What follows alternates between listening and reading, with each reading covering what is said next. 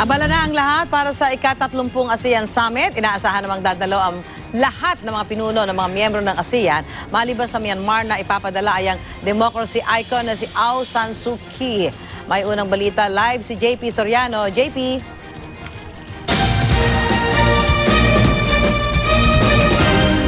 At Connie, narito nga tayo ngayon sa International Media Center sa isang hotel sa Pasay kung saan nga gaganapin ang kumbaga ang main observation center para sa mga international local media para sa 30th ASEAN Summit. At narito nga tayo ngayon sa main working station ng International Media Center at makikita nyo nga sa aking likuran ay ang working stations ng mga local at international media na magko-cover ng ASEAN Summit.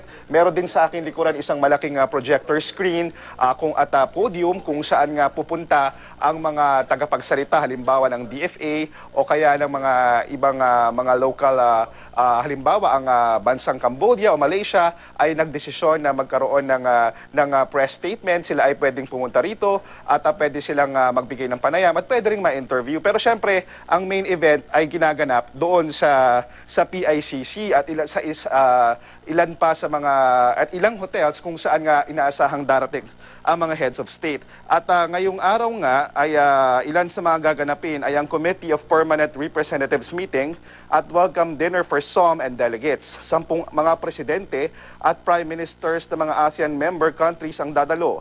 Ayon kay Ambassador Marciano Painor, lahat ng ASEAN leaders ng ASEAN member state ay pupunta. Sila ang mga leader mula sa Brunei, Cambodia, Indonesia, Malaysia, Thailand, Singapore, Vietnam at Laos.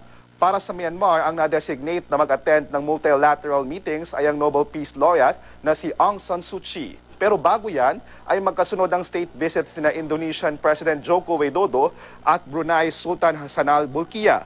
Ayon sa Department of Foreign Affairs, bukod sa mga usapin pang ekonomiya, cultural exchanges at security, layo ng Pilipinas bilang chairman ng ASEAN ay ang mabuo ang tinatawag na Framework of the Code of Conduct on South China Sea.